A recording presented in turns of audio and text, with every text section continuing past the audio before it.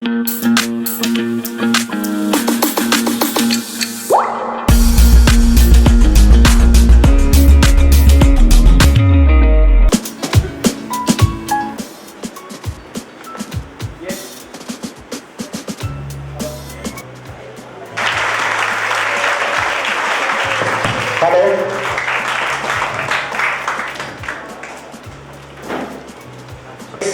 some, like, it is like Vedic mathematics, isn't it? It is. I welcome sir. So please, a huge round of applause to sir.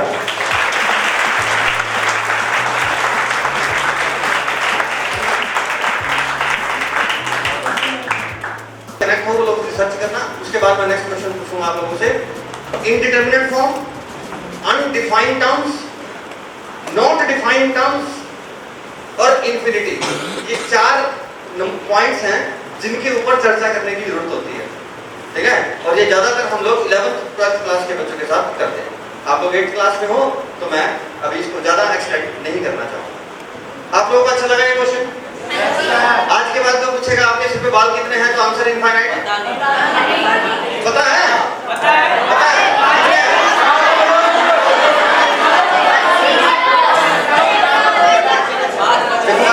शादी में गए ना तो ये वाला answer मत देना, वरना जिस हिसाब से आप लोग बोल रहे हो आपके गले के अंदर आपके खाना फंस जाएगा। ऐसे आंसर नहीं देते बेटा, ठीक है। हमेशा इतना बोलते हैं जिससे डिसिप्लिन मेंटेन रहे। ओके, क्या मैं अगला क्वेश्चन पूछूं? मजा आया आप लोगों को? The sun rises from dash. अभी इतना तो आप लोग को जान गए होंगे कि यार ये आंसर गलत ही होगा। मुझे आप लोगों की अच्छी बॉडी लैंग्वेज चाहिए, आपस में आप बात करें।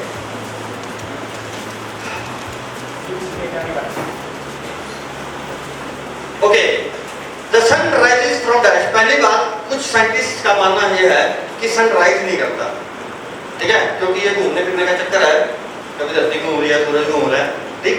लेकिन हम मान लेते हैं एज ए मैथमेटिशियन, क्यों, हम साइंस में मैं इतना नहीं जाऊंगा, मान लिया कि सूरज का पैदा होना that is rise. Clear? Sun rises from east. आप ये बताओ कि जो सूरज है हमेशा एक ही डायरेक्शन से निकल रहा है या उसकी डायरेक्शन चेंज भी होती है? आप सोशल स्टडीज के अंदर पढ़ते हो दिन रात, दिन बड़े होना छोटे होना, ये इसी वजह से होता है कि कभी सूरज बिल्कुल सामने था तो दिन रात बराबर हो गए, कभी वो दूर चला गया तो रोशनी कम पड़ रही है, शाम जल्दी हो गई। आप लोग देखते हो आजकल 7 बजे तक रोशनी रहेगी, सर्दियों में 5 साढ़े 5 बजे तक अंधेरा आना शुरू हो जाता है। तो ये डिफरेंस इसीलिए क्रिएट होता है कि सन जो है हमसे कभी दूर चला गया कभी इधर, ऐसे ही होता है ना। तो आप लोगों को पढ़ाया जा रहा है द सन राइजेस फ्रॉम, और जबकि आप लोगों को मालूम है कि उसका एंगल, अरे भाई जब एंगल चेंज हो गया तो how we can say the sun rises from east? Am I right? आपको बात सही लगी? जब एंगल चेंज ही हो गया है तो हम कैसे कह सकते हैं कि हमेशा सूरज जो है वो पूर्व से निकलता है? ऐसी बातें मैं आप लोगों से क्यों कर रहा हूँ? क्योंकि आप लोगों का खाली दिमाग है, आप लोग जो चाहो वो सोच सकते हो, आप चाहो तो जैसा चल रहा है इसको बदल भी सकते हो, और जो गलत चल रहा है उसको ऑब्जर्व करके क्वेश्चन मार्क क्रिएट कर सकते हो कि ये मुझे गलत लग रही है बात। हम लोग ये काम इतना अच्छे से नहीं कर सकते जितना अच्छे से आप लोग ये काम कर सकते हो। बच्चों का दिमाग खाली दिमाग होता है, और खाली दिमाग बोलते हैं कि शैतान का होता है, लेकिन मैं बोलता हूँ कि खाली दिमाग भगवान का होता है, ठीक है। अगर आप इसको डायरेक्शन सही दे दो तो आप लोग जो इन्वेंशंस कर सकते हो वो इन्वेंशन तो हमारे बस की में नहीं, क्योंकि तीसरी क्लास के बच्चे ने कहा था कि सर यदि अकेले हो ना और बच्चे भी ना हो तो क्या तब भी एक एक आएगा? ये तीसरी क्लास के बच्चे का काम है। और जो पढ़ा रहे थे वो तो हम ट्रेडिशनली पढ़ा ही रहे थे कि यदि किसी संख्या को उसी से भाग करें तो एक आएगा। समझ रहे इस बात को? तो आप लोगों पर रिस्पॉन्सिबिलिटी ज्यादा है, इसीलिए मैं आप लोगों से बात करने के लिए आया, ठीक है, कि आप मैथ्स को अपने नजरिए से देखो, जैसा पढ़ाया जाता है वैसे मत देखो, सोचो समझो आंसर दो। The sun rises from east है तो एंगल क्यों चेंज किया? नहीं चेंज करना चाहिए था ना, अब यहीं से मेरा अगला क्वेश्चन पैदा होता है कि आप मेरे को बता सकते हैं एंगल होता क्या है? कोई बच्चा बताए एंगल क्या होता है? हमने कहा एंगल चेंज हुआ, एंगल चेंज होगा। What is angle in action? Yes, ये तो सभी बोल देंगे, अगर नहीं आता तो चुप रहो। किसी के पास आंसर नहीं है? नहीं, मतलब एंगल आप लोगों ने पढ़ा है 5th क्लास के अंदर, 4th क्लास के अंदर एंगल वर्ड शुरू हो जाता है और आप लोग 8 तक पहुंच चुके हो, तो आप लोग को जवाब देना चाहिए आप लोग के माइंड में कैसा एंगल है, कौन से एंगल को जानते हो आप? कुछ तो जानते होगे एंगल के बारे में। यस, अच्छा चलो मैं आपकी हेल्प करता हूँ, फिर आप बोलना शुरू करोगे। आप लोग एक्यूट एंगल के बारे में सुने हो? तो बोलते क्यों नहीं? कौन है सर? Right angle. पूछूं? क्या एंगल कभी नेगेटिव का हो सकता है? क्या एंगल कभी 360 से बड़ा हो सकता है? जोरदार क्लैपिंग करो क्योंकि आप लोग गलत हो। प्लीज जोरदार क्लैपिंग कीजिए।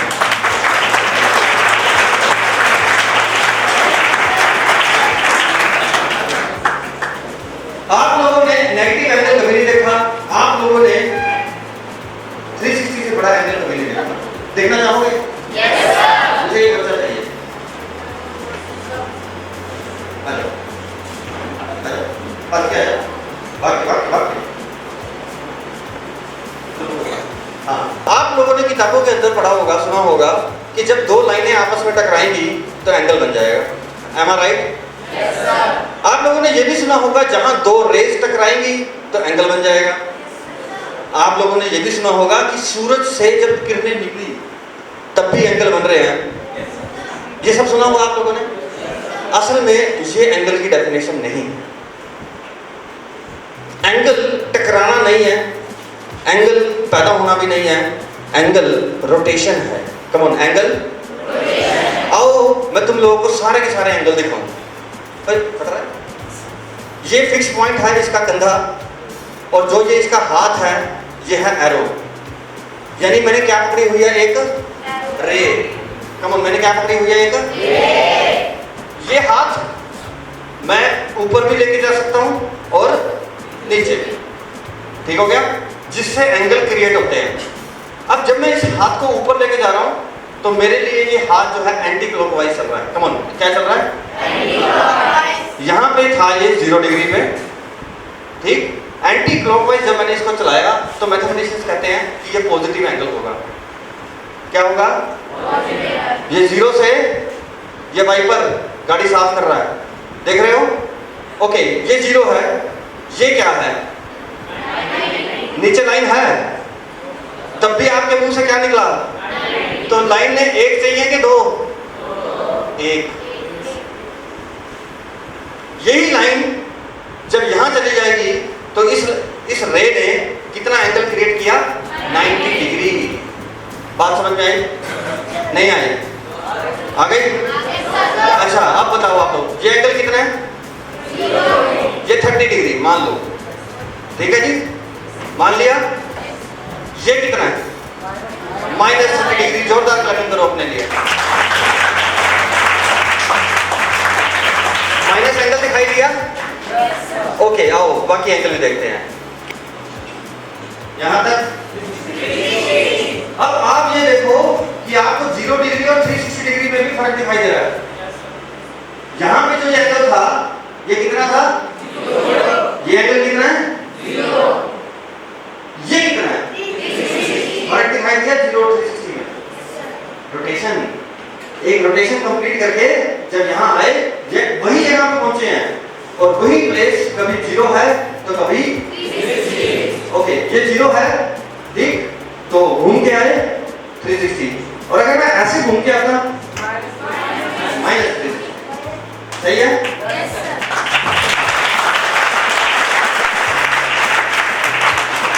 और आप लोग 0 डिग्री और कंप्लीट एंगल दिखाई दे गया, नेगेटिव भी दिखाई दे गया। अब 360 से बड़ा एंगल इस कमरे में कहां है? 360 डिग्री से बड़ा एंगल इस कमरे में कहां है? वो तो घूमेगा, इस कमरे में कहां है?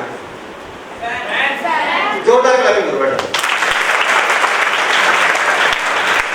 दिखाई दिया? मजा आया? एंगल समझ में आए? एंगल नेगेटिव होते हैं? आपने जो पढ़ा हुआ उसको भूल जाओ, जो मैं बता रहा हूँ उसको, ऐसा क्यों कहा जाता है? और खासकर मैथ्स टीचर बोलता था और मैं भी बोला करता था। फिर मैंने एक एक चीज की रिसर्च की, और फिर वहां से ये बातें निकाल के लाया हूं कि यार बच्चों के साथ इतनी न्यास तो मत करो आप। मैथ्स के अंदर सबसे बड़ी बात यह है, जितने मुंह उतनी बातें। कम ऑन, जितने आप मुझसे सर्कल की डेफिनेशन पूछो मैं कुछ और बताऊंगा, आप किसी और से सर्कल की डेफिनेशन पूछो मैं कुछ और फिर हम लोग क्या बोल देते हैं, हर टीचर का अपना कराने का एक मेथड है। Am I right? गलत है ये। हम लोगों का, सभी का अलग अलग मेथड इसलिए है क्योंकि हम लोगों को आपस में प्यार नहीं है, हम लोगों की आपस में कोऑर्डिनेशन नहीं है, हम लोगों की आपस के अंदर शेयरिंग नहीं है। जब हम आपस में शेयर करने लगे तो सर्कल की एक ही डेफिनेशन होती है, 50 डेफिनेशन नहीं होती। सर वो एक डेफिनेशन क्या है? वो एक डेफिनेशन क्या है? हैं? कौन बोला? खड़ा हो जा, जोरदार क्लैपिंग करो इस बच्चे के लिए। और दूसरी क्लैपिंग कर दो भाई मेरे लिए।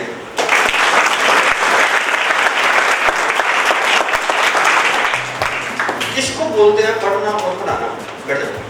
इसको बोलते हैं पढ़ना और पढ़ाना कि जब आप कोई बातें सुन रहे हो तो आपके अंदर से इच्छा पैदा हो रही है अगला जानने की। If you are ready to do for the next, that means we are doing study. जब आप सवाल पूछते हो, जब आप दिमाग के अंदर सवाल पैदा होते हैं तो इसको बोलते हैं पढ़ाई। पढ़ाई वो नहीं है कि एक्सरसाइज इतनी है, क्वेश्चन कर लिए, वो कर दिया, वो कर दिया। वो करना है आपको। 1000 क्वेश्चन छोड़ो, 10,000 क्वेश्चन करने हैं, लेकिन अंडरस्टैंडिंग के बाद। आप लोगों ने एक लाइन सुनी होगी, mathematics is a subject of practice. Am I right? Yes, sir. No. Mathematics is a subject of practice after understanding. After? अरे तुमको आता ही नहीं, प्रैक्टिस क्या करोगे? किसी को नाचना नहीं आता, उसको बोल रहा है तू नाच, अरे आजेगा तू नाच, दुनिया हंसेगी उस पे, हंसेगी आ जाना। Yes, sir. और जिसको नाचना आता है वो कहता है मेरे को मौका मिले तो सही, मेरे को मौका मिले मैं नाच के दिखाता हूँ। ऐसे नाचते हैं। क्या मतलब है कहने का कि आप लोगों को जो आता है वो आपको कहने की जरूरत नहीं है कि बताओ, आप तो पहले बताओ कि मेरे को आता है। और अगर आप पढ़ाई नहीं करते हो इसका मतलब आपको आता नहीं है। Am I right? Yes, sir. Maths की किताब खुलती है, मैं बताता हूँ आपको, मैथ्स की किताब जब खुलती है एग्जाम डेज के अंदर तो इनिशियल लेवल पे जो आसान क्वेश्चन हैं उनको करके अपने मन को तसल्ली दे देते हैं। जैसे ही मुश्किल क्वेश्चन आने वाले होते हैं मैं थक गया हूँ। Am I right? Yes, sir. और उसके बाद फिर हम ये चैप्टर लिख दिया है, मेरा ये चैप्टर मेरे को अच्छा है, मैं दूसरा करता हूँ और दूसरे में भी यही, फिर तीसरे में भी यही। और पेपर के अंदर हम लोग पता क्या कहते हैं, मेहनत तो बहुत किया, पेपर पता नहीं कहाँ से आया है। ठीक? और आप लोगों को अंदर वाले मन से मालूम है कि ये पेपर वही है जो क्वेश्चन आपको आते नहीं थे। और याद रखना मैथ्स के अंदर ऐसा है कि जो क्वेश्चन आपसे हो नहीं रहे ना समझो वही इंपॉर्टेंट है। जो क्वेश्चन आपसे नहीं हो रहे हैं ना पेपर में एक्चुअली वही आने वाले हैं। सही है क्या नहीं? ऐसा होता है कि नहीं? इसका मतलब जो क्वेश्चन आप लोगों को नहीं आता उसको छोड़ा मत करो, उसको सीखा करो, जैसे मर्जी करके भी यही पेपर में आएगा। चलो इस बात को हम यही खत्म करें। चाहे आप फोकस रख ले लो, चाहे मेरे को ले लो, लेकिन आप लोगों को सिखाने के लिए मैं बल्ब बन दूंगा, मेरे को प्रॉब्लम नहीं है कोई। वहां बना हुआ हूं मैं किसी रस्से के साथ, तो वो रस्सा पकड़ के जब मैं घूमूंगा तो एक गोलदार से क्रिएट हो जाएगा। यस और नो? Yes, sir. उसको सर्कल बोलते हैं उसको। लेकिन मैं आपको यकीन दिलाता हूं किसी एक बच्चे के पास भी सर्कल की सही डेफिनेशन होती नहीं है। क्यों नहीं होती? वो कहेगा sir ji it's round shape, round तो अंडा भी होता है, वो गलत। वो कहेगा कि एक पॉइंट से बराबर दूरी होती है सारों की। Am I right? चलो इस पे हम चर्चा करते हैं। एक पॉइंट से बहुत सारे पॉइंट इक्वी डिस्टेंस पे हैं, तो क्या सर्कल बनेगा? हाँ या ना? Yes, sir. सर्कल बनेगा ना? Yes, sir. एक पॉइंट से बहुत सारे पॉइंट इक्वी डिस्टेंस पे हैं तो सर्कल बनेगा। सभी को दिखाई दे रहा है? लेकिन मेरी गेंद बन रही है। मेरे पास गेंद के अंदर भी एक ऐसा पॉइंट है जहां से उसके सारे पॉइंट क्या हैं? है या नहीं? तो कैसे जस्टिफाई करें कि सर्कल क्या है और गेंद क्या है? फर्क पड़ गया हाँ या ना? इसीलिए बच्चे मैथ्स छोड़ते हैं 11th क्लास के अंदर, और यही रीजन है कि डे बाय डे आपको मैथ्स मुश्किल लगता है, और यही रीजन है कि टीचर को बोलना पड़ता है कि बेटा जो आप लोगों ने सीखा प्लीज उसको भूल जाओ, जो मैं बोल रहा हूँ उसको याद रखो। क्योंकि आप लोगों ने या तो इनकम्प्लीट सीखा हुआ है, या फिर गलत सीखा होता है, या आप लोगों ने गलत सोच लिया होता है। आओ इसी डेफिनेशन से एक और चीज भी देखते हैं। यहाँ मैंने एक पॉइंट को बांध दिया, नीचे लट्टू टिका दिया, ठीक है, सभी को दिखाई दे रहा है, इमेजिनेशन में सभी को दिखाई दे रहा है। मैंने वहां एक पॉइंट लिया, वहां से धागा बांधा, नीचे एक लट्टू बांध दिया और उसको पकड़ के घुमाया, वो घुमा, सर्कल दिखाई दे रहा है, इसी पॉइंट पर पहुंचा। उस पॉइंट से ये सारे के सारे पॉइंट इक्विडिस्टेंट है हाँ या ना? है ना? वही जगह था, वही सारे पॉइंट्स हैं, उस पॉइंट से ये सारे पॉइंट्स इक्विडिस्टेंट हैं, सही है? हाँ बोलो। नहीं दिखाई दिया तो मैं दोबारा बोलता हूँ। वहां एक पॉइंट बांधा, धागा बांधा और लटका दिया और उसको पकड़ के घुमा दिया, तो जब ये पॉइंट सर्कल घुमा, उस पॉइंट से ये सारे के सारे पॉइंट इक्विडिस्टेंट थे, ये दिखाई दे रहा है? आप बताओ कि कौन सी शेप है? कौन? जिन बच्चों ने कौन बोला जोरदार क्लैपिंग हो जानी चाहिए उनके लिए। जिन लोगों को सर्कल दिखाई दिया, अभी सर्कल पैदा नहीं हुआ, वो एक ऐसी गोलाई पैदा हुई है, ठीक है, जो आपको सर्कल दिखता है, ये फर्क है। अभी इसके बारे में चर्चा करेंगे, मैं भी आपको एक शेप दिखाऊंगा, आप लोग हैरान हो जाओगे कि ये तो बड़ा झूठ फैला रहे थे। देखते हैं, ये किसी ने बताया कि ये हम लोगों को पढ़ाते हुए हमसे छूट गई है बात। ये क्या कि जब डेफिनेशन करनी है तो पहले ये जस्टिफाई करो कि किसकी बात चल रही है, इस बोर्ड के ऊपर बात चल रही है या इस हवा में बात चल रही है। इस बोर्ड में और इस हवा में 2D और 3D का फर्क है, और यकीन जानना बुरा मत मानना, हमारे बच्चों को 2D 3D का फर्क कभी नहीं पता चलता। और जिन बच्चों को ये लगता है कि नहीं सर 2D और 3D तो हमको आता है, हम तो जस्टिफाई करते हैं, उनका भ्रम ठीक करें। क्या बोलते हो? आप लोग एक सीनरी बनाते हो छोटी क्लासेस के अंदर, मैंने भी बनाई है, यहाँ जितने लोग हैं सभी ने बनाई होगी, ठीक है, मैं याद दिलाऊंगा, आप लोगों की स्माइल आएगी तो मैं समझ जाऊंगा कि आप लोगों को याद आ गया। आप लोग एक सीनरी बनाते हो जिसके अंदर एक हट बनी होती है, एक ट्रायंगुलर, उसके साथ में पेड़ है, और सभी का पेड़ राइट साइड में होता है, लेफ्ट साइड में किसी का पेड़ नहीं बनता, और एक सड़क है वहां पे वो झोंपड़ी की, और वो लेफ्ट साइड में जा रही है, किसी की राइट साइड में जाती है बात ये? वहां कुछ चिड़िया उड़ रही है, साथ में नदी भी जा रही है, घास भी लगा दी, पहाड़ भी बना दिए, क्या बना दिया? सूरज पे मेरी जो है वो बात जो है वो अटक गई है, सही है? दो तरह का सूरज है, मालूम है? एक वो लोगों का सूरज है जो सुबह जल्दी उठे थे, और कुछ लोग लेट उठे थे तो उनका अलग तरह का सूरज है, सही है? किसी का तो आधा निकला है, पहाड़ों के बीच में से निकल रहा है, वो आधा सूरज है, वो जल्दी उठ गया, और किसी को ऊपर निकला उड़ा, वो गोल बना रखा उसने, वो उठने में लेट हो गया था, इसलिए उसका ऊपर है। Am I right? एक क्वेश्चन पूछो, मजा आएगा। आपको पता है ना ये जब क्वेश्चन पूछते हैं तो मजा आता है। सूरज आग का डैश है, गोला।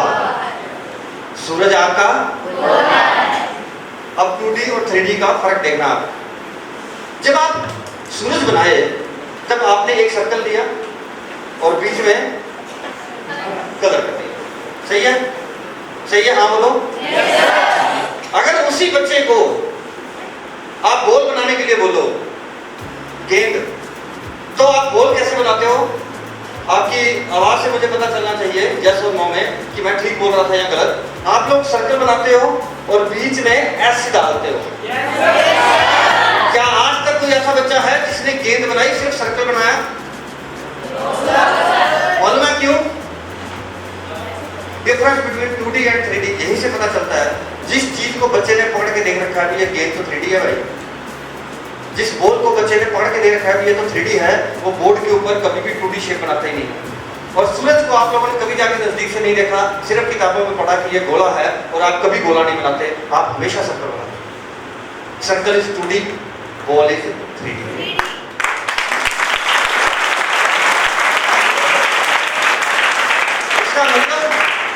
इसका मतलब ये हुआ कि जिन चीजों को हमने फील किया है, जिन चीजों को हम लोगों ने देखा है, उसको हम कभी भी गलत नहीं बनाते, और जो हमें सिर्फ सिखाया पढ़ाया जाता है वो गलत बनता है। और आज तक किसी ने इसको ठीक नहीं किया कि वहां पे सूरज को कुछ ऐसा शेड दे दो कि वो 3D दिखाई दे। कुछ आर्ट एंड क्राफ्ट के टीचर ऐसे हैं जो ये कोशिश करते हैं, साइडों से कोई और कलर कर दिया, बीच में कुछ और कलर कर दिया, और उसके यहाँ बाउंड्री में कुछ ऐसा कर दिया जिससे वो 3D लुक आती है। आज के बाद कभी भी सूरज बनाओ तो 2D में बनेगा कि 3D में? 3D। तो जो लोग ये सोच रहे थे कि हमें 2D और 3D का फर्क मालूम है,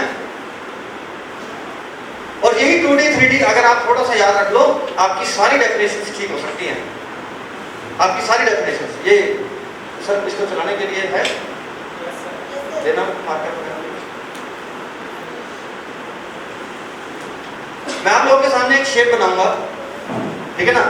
आप लोगों को ये बताना होगा उसका नाम क्या, सही है? ये चल रहा है, मार्कर पेन होगा कुछ इसके लिए? इंग्लिश हो जाएगा। अरे वाह, हमारी उंगली भी काम आएगी।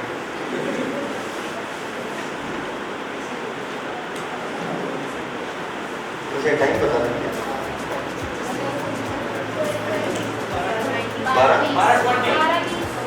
40 मिनट है हमारे पास। तो मजा आ रहा है ना आप लोगों को? मजा आ रहा है तो समझ आ रहा है, और समझ आएगा तो कुछ कहना है आपको? हाथ खड़ा करना था। हाँ हाँ, एक मिनट। हाँ, सर्कल है नहीं, हैगा तो है। स्केयर स्केयर नहीं कट रहे। मैंने बोला कि अगर आप ये कहोगे कि एक पॉइंट से बहुत सारे पॉइंट इक्विडिस्टेंट हैं तो वो स्फीयर भी हो सकता है, ठीक है? तो इसको ठीक करने के लिए आपको करना क्या है, आपको वो वाला पॉइंट और बहुत सारे पॉइंट वो 2D शेप यानी कि एक प्लेन पे लेने हैं। जब आप जमीन पे बनाओगे, प्लेन पे बनाओगे, तब सर्कल बनेगा। जब हवा में बात करोगे तो वो कोन भी बन सकता है, वो स्फीयर भी बन सकता है। मैं ये कहना चाहता हूं। हो गया क्लियर? हाँ जी बेटा, लास्ट। हाँ जी, हट बनाते हैं। हाँ, बहुत अच्छी बात है, बताइए आपको। आप यार ज्यादातर बच्चे फर्क बताते हैं इसके बारे में, ठीक है? ये तो मजाक था, it was just a part of job in actual. तो ज्यादातर लोग राइट में बनाते हैं, लेफ्ट में बहुत कम बनाते हैं। आप बनाते हैं तो बहुत अच्छी बात है, आपका घर जाके देखेंगे किसी दिन। Okay, now I am making a shape.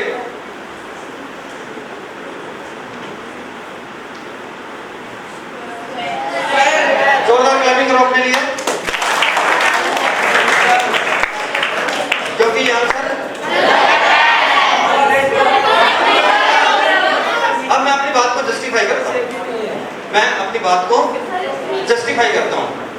Rajinikanth तो हूं नहीं मैं, रोबोट फिल्म वाला कि एग्जैक्ट बताऊंगा। अब आप अपने मन की आंख से बताओ कि जब मैंने अपनी इस फिंगर का इस्तेमाल किया और यहाँ शेप बनाई तो क्या सारी साइडें बराबर बनी होंगी? हाँ क्या ना? जब आपका मन कह रहा है कि सर ये सारी साइडें बराबर नहीं है, तो आपके दिमाग ने क्यों कह दिया कि ये स्केयर है? पकड़ो इस बात,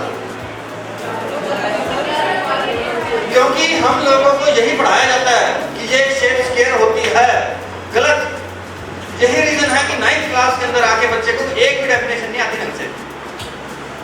एक डेफिनेशन भी बच्चे को 9th क्लास तक पहुंचते ढंग से उसको कुछ भी नहीं आता है।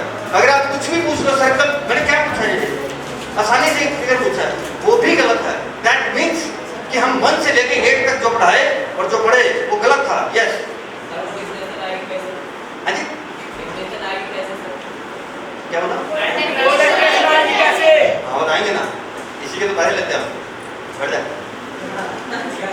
अरे इसीलिए तो हम आए हैं पुत्र, हम इसीलिए आए हैं आज, इसलिए चर्चा कर रहे हैं।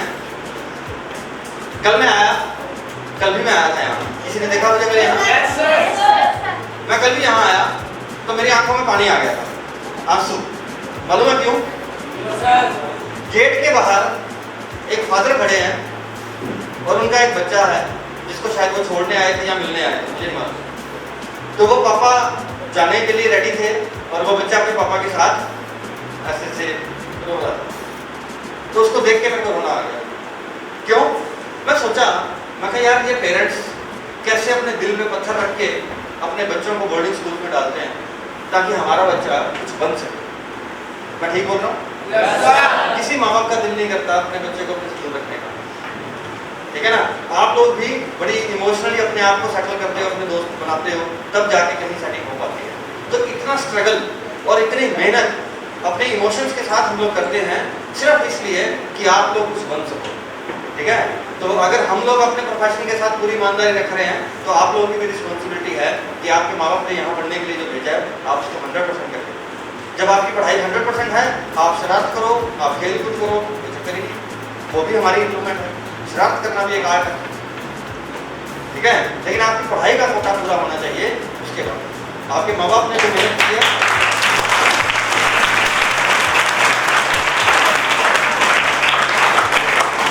आपके माँ बाप की मेहनत और आपकी मेहनत एक जरूर फल लाए, ठीक है?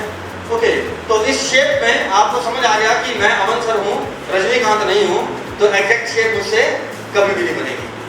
बोर्ड पे आप 50 बार कोशिश कर लो, 100 बार कोशिश कर लो, कहीं ना कहीं मिलीमीटर्स का फर्क रह जाएगा। ये स्क्वायर नहीं है। अब ये शेप क्या है, पहले तो यही बात करते हैं। कुछ बच्चों ने आंसर दे दिया था। एक से क्वाड्रेटर, एक से क्वाड्रेटर, बिंगा है, सीधा है, टेढ़ा है, जो मर्जी है, 4 साइडें हैं, क्वाड्रेटर। ये सही है, ये हो सकता है, एक से क्वाड्रेटर। अच्छा, अब एक और टास्क दे रहा हूं आप लोगों को, आपको मजा आएगा। मैंने मार्जिन खत्म कर दिया है, जो मार्क लगा के। ये मार्क्स लगाने का मतलब ये है कि जो मेरी फिंगर के साथ ये बराबर नहीं बन पाया था, आप बस ये समझ लो कि बराबर है। सही है, हाँ या ना? What is the name of that shape? जोरदार क्लैपिंग करो क्योंकि आंसर गलत है। कर लो यार अपने लिए तो।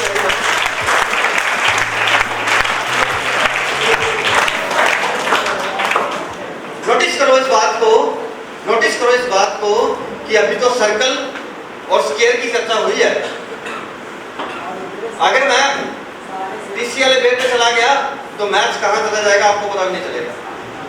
हर टॉपिक के ऊपर आप लोगों को मेहनत करने की जरूरत है, हर एक शेप के ऊपर आपको जानने की जरूरत है कि मैं ऐसा क्या बोलूं कि मेरा आंसर गलत ना हो।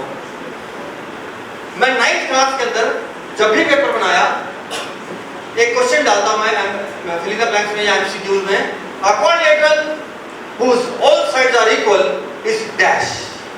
हमेशा डालता हूं, हमेशा। अ quadrilateral whose all sides are equal is dash। और वहां पे 2, 3, 4 ऑप्शन दे देते हैं हम। अब मैं आप लोगों को 2 ऑप्शन देने वाला हूं, आप बताना कि आपको कौन सा सही लग रहा है। जिसकी सारी साइडें बराबर हैं वो रोम्बस है या स्क्वायर है?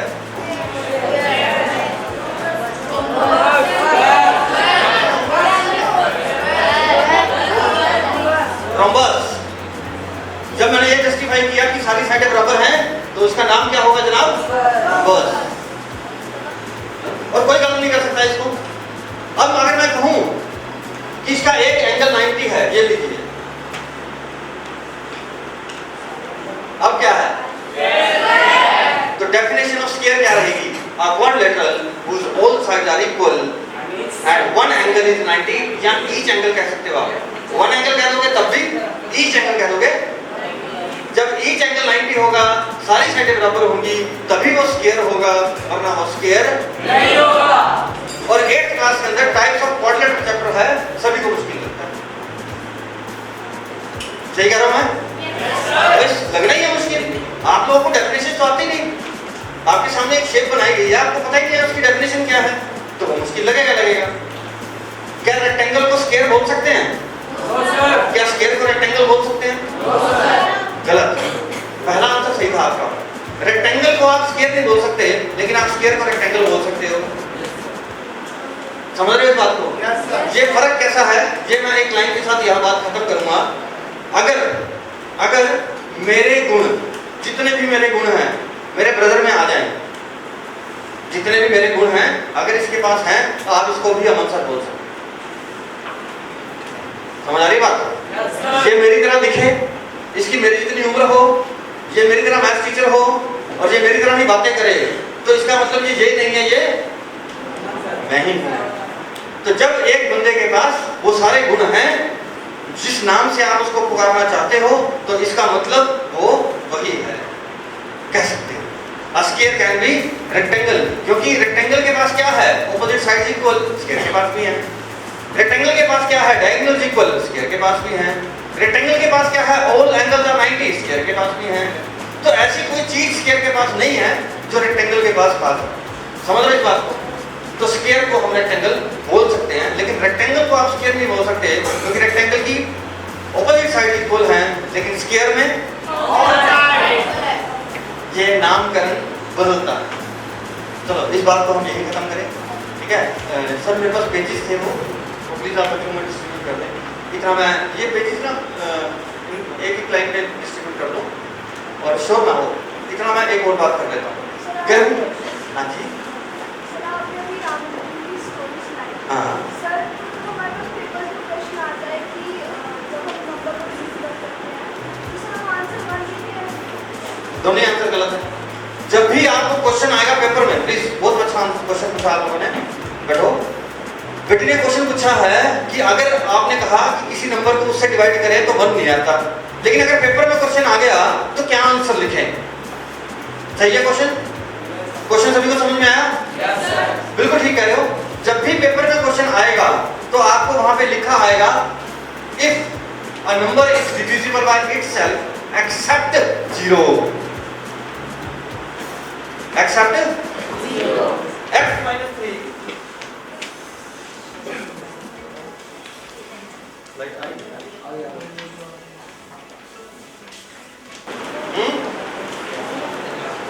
समथिंग डिवाइडेड बाय समथिंग हमेशा 1 नहीं होता। x minus 3 divided by x minus 3, आप लोग इसको कैंसिल आउट करके क्या लिखते हो? मैंने ठीक बोला, गलत बोला? क्या बोलना चाहोगे? x कैन बी 0, कोई दिक्कत नहीं है 0 में।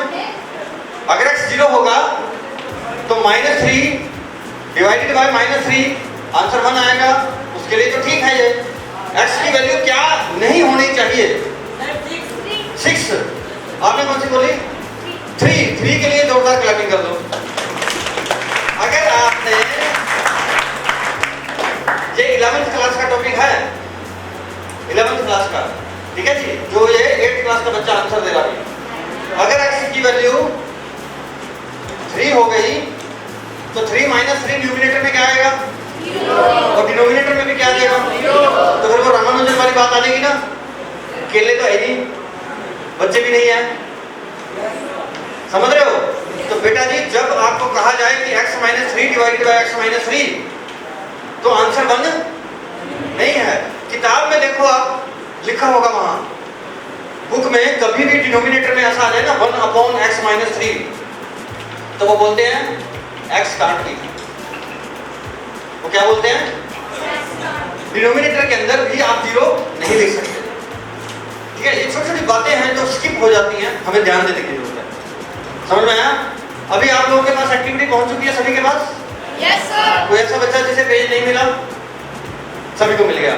Okay, now I want to do an activity with you all. वो येलो प्लेट्स की तरफ, इस एक्टिविटी का नाम है अंतर्यामी बाबा। एक्टिविटी का नाम क्या है? अंतर्यामी बाबा। तो सर मैं आपसे रिक्वेस्ट करूंगा, आप प्लीज आएंगे स्टेज पे मेरे साथ। थैंक यू सर जी। तो सर जी आपने करना क्या है, आपने 1 से लेके 60 तक कोई भी नंबर सोच लेना अपने मन में, हमको नहीं बताना, क्योंकि हम बताएंगे और फिर क्या कहलाएंगे? अंतर्यामी बाबा। तो सर जी आप 1 से लेके 60 तक कोई भी नंबर सोच लो, ठीक है जी। 1 से लेके 60 तक कोई भी नंबर सोच सकते हो आप। आपने 25 सोच लो, 35 सोच लो, 29 सोच लो, जो आपका दिल करता है, ठीक है जी। तो सर सोच लिया सर आपने? आपको सिर्फ ये बताना है कि आपका सोचा हुआ नंबर इस कार्ड में है या नहीं। इस कार्ड में है जी? Thank you so much sir जी। इस कार्ड में है सर? इसमें भी है, इसमें है सर, इसमें नहीं है। थैंक यू सर, इसको मैं साइड पे रख दूँ। इधर आना बेटा।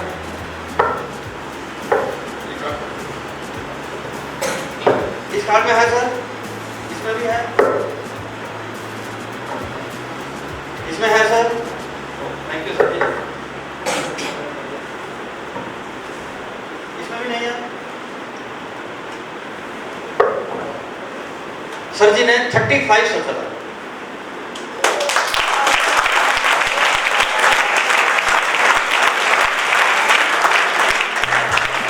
अब कोई बच्चा ये नहीं मुझसे पूछेगा कि सर अगर मुझे पापा से मिलना हो तो मैं कैसे मिलूं? ये तो अंतर्यामी पापा आया, अंदर की बातें बता देगा सारी। अभी क्या है, मेरा ऐसा मानना है, जो मेरी ऑब्जर्वेशन है कि 6th क्लास के बाद अगर आप किसी भी बच्चे को बोलो कि बेटा your addition is weak, your subtraction is weak, your multiplication is weak, या आप किसी भी चीज के अंदर कमजोर हो, तो उस बच्चे की ईगो स्ट्राइक होती है। ये बात ठीक है कि गलत है? अगर आपकी कमी निकाल के दी जाए तो आपका मन दुखी होगा, आप शेम फील करोगे, क्यों देनी है कमी? ये एक्टिविटी दी मैंने, ये आप लोगों के लिए है। जैसे सर ने ये 3 कार्ड सिलेक्ट किए, मैंने क्या किया,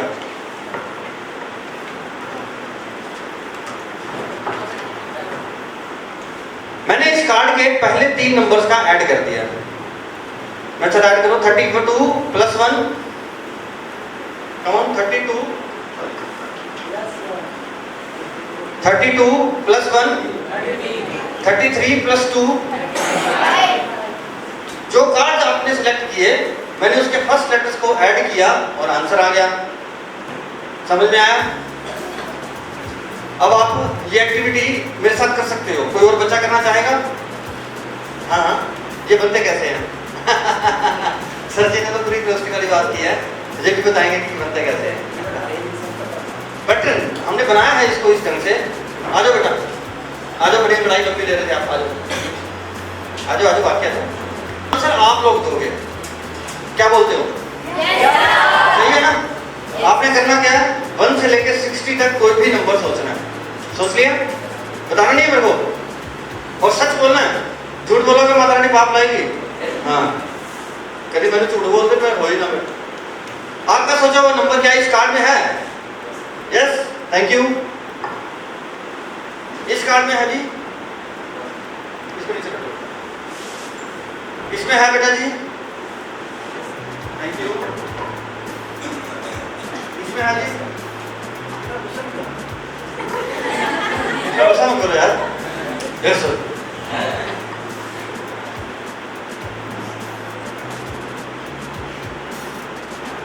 क्या से होता?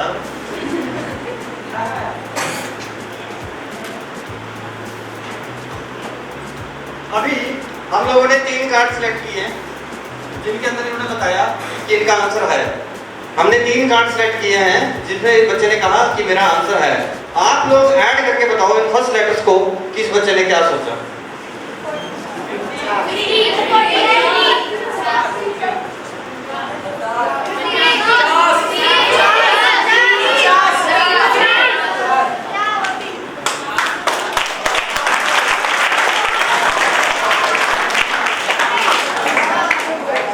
ये आए थे हमारे पास एक बड़ा नंबर लेके। सर ने नंबर दिया था 35, इन्होंने दिया 50। इनको ये था बड़ा नंबर देता हूँ, देखते हैं क्या करते हैं। एक चीज नोटिस करने वाली थी, आपने देखी? मैं दिखाऊं? मैं दिखाऊं? आप 8th क्लास से ऊपर हो, 8th 9th क्लास बैठ गए यहाँ। जब मैंने आपको 3 कार्ड दिए तो कुछ बच्चे आंसर गलत दिए, यस और नो? 50 आंसर आपका बहुत देर बाद आया, सभी का सही।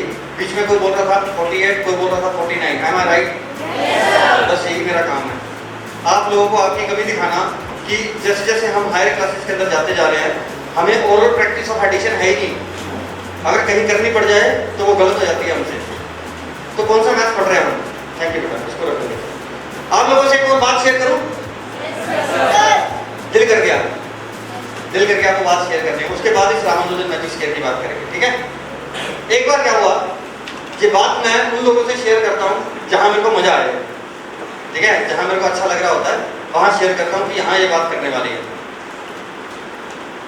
क्लास 9th के अंदर मेरा पीरियड था किसी रेपुटेड स्कूल में, और वो स्कूल ऐसा है कि जहां हम बच्चे से 60,000 पर ईयर ले रहे हैं, ठीक है, 7,000, जहां बच्चा आता पढ़ के चला जाता 2 बजे। आपका तो डे बोर्डिंग है ना, और हिसाब से चलता है, तो मैं उस स्कूल की बात कर रहा हूँ जहाँ डे बोर्डिंग नहीं है। हम 60,000 पर ईयर उस बच्चे से ले रहे हैं, इसका मतलब यह है कि वो स्कूल बहुत अच्छा है। तो हुआ क्या,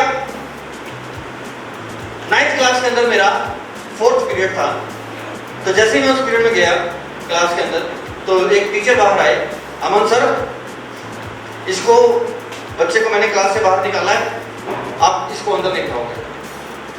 मैंने कहा क्या बात हो गई? कहते ये मेरी क्लास के अंदर इनडिसिप्लिन क्रिएट कर रहा था। अब कोई पूछे कि भाई आपकी क्लास में कर रहा था ना, मेरी क्लास में तो नहीं करा, मेरी क्लास के अंदर तो बच्चा चोरी नहीं करता। अब मैं तो चाहता हूँ कि वो बच्चा अंदर बैठे, लेकिन अब मेरे पैरेलल टीचर ने बोल दिया कि इसको अंदर नहीं बिठाना, तो टीचर को क्या करना पड़ेगा? टीचर की बात माननी पड़ेगी, यस और नो? माननी पड़ती है। एक टीचर दूसरे टीचर की बात मानता है, माननी भी चाहिए एक दूसरे की बात। अब मैं चाहता हूँ कि वो बच्चा अंदर चला जाए क्लास में, क्योंकि मेरी डिक्शनरी में क्लास में बाहर निकालता नहीं मैं, और वो टीचर बोल गए हैं तो उनकी ईगो भी नहीं मैं स्ट्राइक कर सकता, उनकी बात भी माननी जरूरी है। तो मैंने क्या किया, मैंने सोचा कि इस बच्चे को मैं आसान सा एक क्वेश्चन पूछता हूँ जिसको बता के ये अंदर चला जाएगा, और वो टीचर मुझसे पूछेंगे तो मैं कहूँगा कि मैडम मैंने ऐसा टास्क दिया था, उसने कंप्लीट कर दिया, इसलिए मैंने अंदर बिठा दिया। सही है ना? अच्छा वो तरीका ढूंढना ना, इससे टीचर भी ठीक रहे, बच्चा भी ठीक रहे। मैंने कहा बेटा, you are in class 9, just tell me the table of 9, I will allow you to sit in the class। Simple सा टास्क था 9th क्लास के बच्चे के लिए, 9 का टेबल। मैंने कहा सुना, अंदर जा। क्या जवाब होगा उस बच्चे का? कहता सॉरी सर। क्या बोला? Sorry sir. मैं बेटा I am not interested in sorry, because you should not sorry for me, you was creating in this previous period, I am not interested in your sorry, you just tell me the table of 9, I will allow you to sit in the class, very easy। Again he replied, sorry sir। और जैसे ही उसने sorry बोला तो मेरे दिमाग के अंदर घंटी बजी, और मैंने उसको पंजाबी में पूछा, मैं कहा तेनू आंदा नहीं, तेनू आंदा नहीं? और क्या जवाब दिया उसने? कहता नहीं। क्या बोला? और मैंने क्या पूछा होगा फिर उसके बाद, जो सारी दुनिया कहती है हर जगह पे, मैं कहता हूँ मैथ्स कौन पढ़ाता है? क्या कहा मैंने? और तेरे को मैथ्स कौन पढ़ाता है? 9th क्लास में 9 का टेबल नहीं आता तेरे को? तेरे को मैथ्स कौन पढ़ाता है?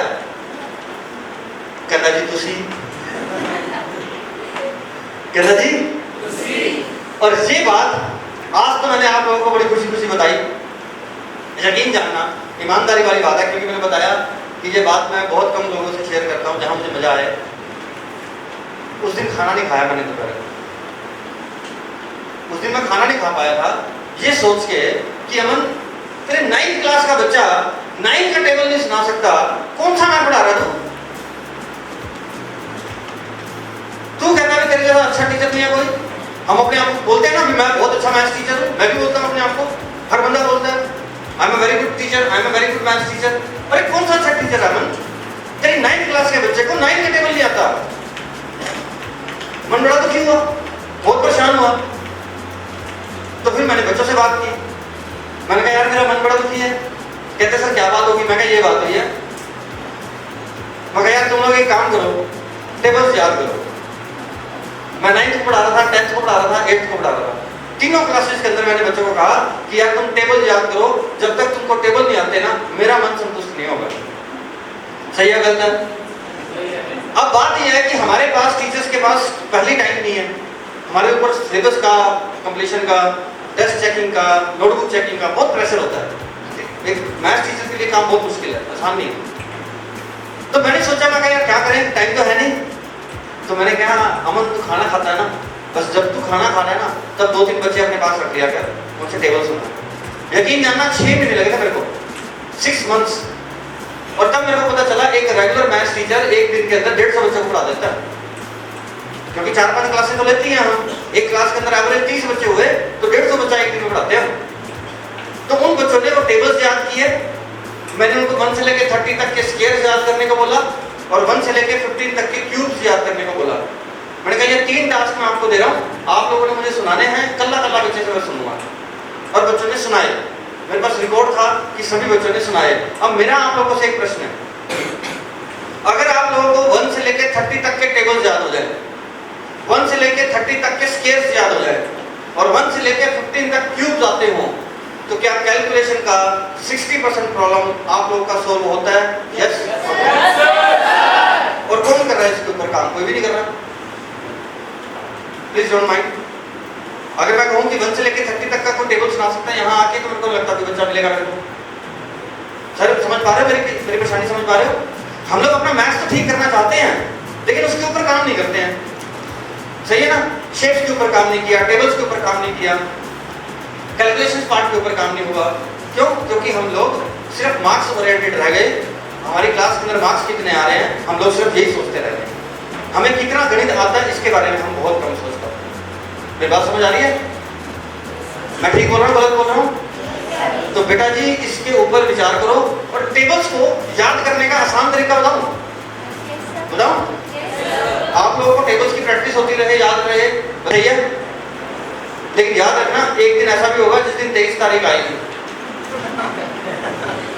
एक दिन ऐसा भी होगा जिस दिन 29 तारीख आएगी। तो भाई उस दिन 29 का पहाड़ा भी याद करना है। कभी सोचो आप तो रहने देते हैं। समझ रहे इस बात को? हर मैथमेटिशियन को, हर बच्चे को ये चाहिए कि आज 2 तारीख है, उस दिन वो वाला टेबल कम से कम 5 बार तो वो अपने आप को सुना। इससे आपके टेबल्स रिवाइज होते रहेंगे और आपकी रूटीन के अंदर ये टेबल आ गए। आज मैं आप लोगों को टेबल्स का भी एक ट्रिक बताऊंगा जिससे बड़े से बड़ा टेबल बनाना इजी हो जाएगा, एक कहानी के। तो सबसे पहले टेबल्स बताने से पहले मैं आप लोगों से रामानुजन मैजिक स्क्वायर के बारे में बात करूंगा। आप लोगों ने, जैसे कि मैंने बोला कि बच्चों को अगर एडिशन की प्रैक्टिस के लिए बोला जाए तो उनकी ईगो स्ट्राइक होती है। 9th क्लास के अंदर आके हम जमा सीखेंगे। सही कह रहा हूँ? ये मैंने ऑब्जर्व किया है। अगर डायरेक्टली मैंने किसी बच्चे को बोला कि बेटा you are weak in that part, you have to do your practice, उस बच्चे की ईगो स्ट्राइक हुई और मेरी पीठ के पीछे उसने बोला अमन सर बड़ा बनता अपने आप में। क्यों? उसकी कमी बता दी ना। जिसकी भी कमी बताओगे गाली देगा।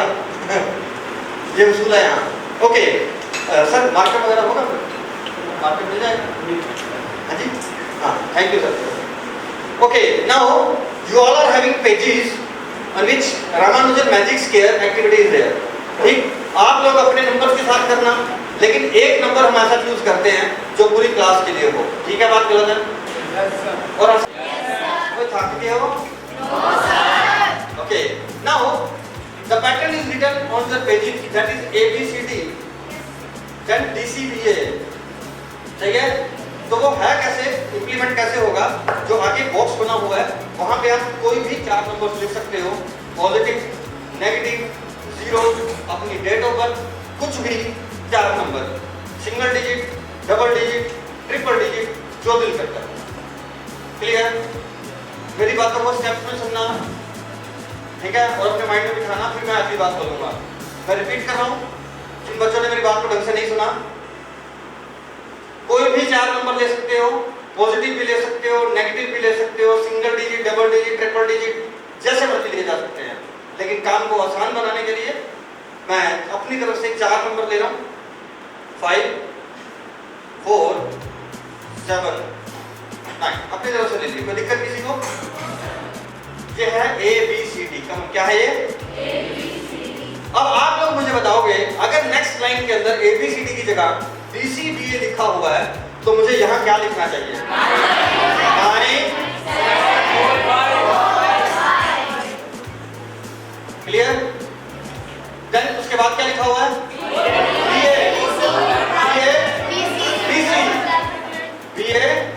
BC।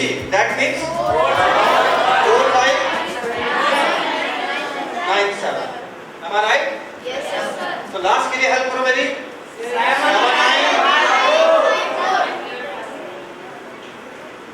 तो ये पैटर्न सभी को समझ में आया कि आप लोगों ने लिखना कैसे है?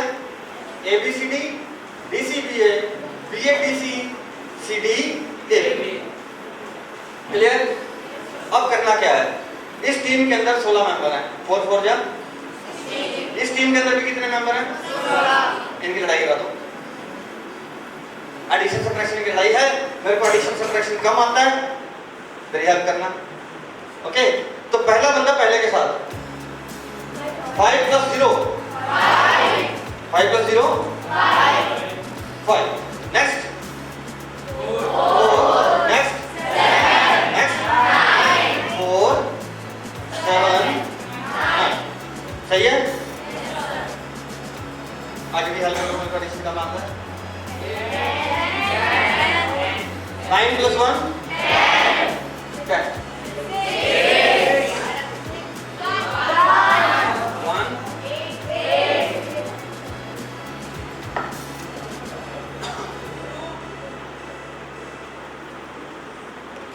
10 7 - 1 6 4 - 3 1 5 + 3 8। ये आसान नंबर दिए हैं, इसलिए कैलकुलेशन इजी है। आप डबल डिजिट लोगे आपको और भी अच्छा लगेगा। 4 - 2 5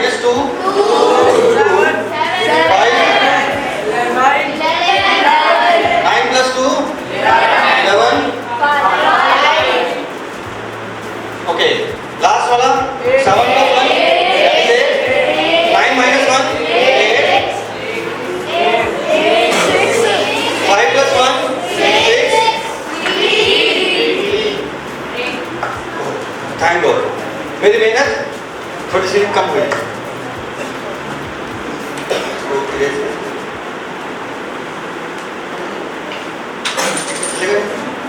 Now I want to show you all here.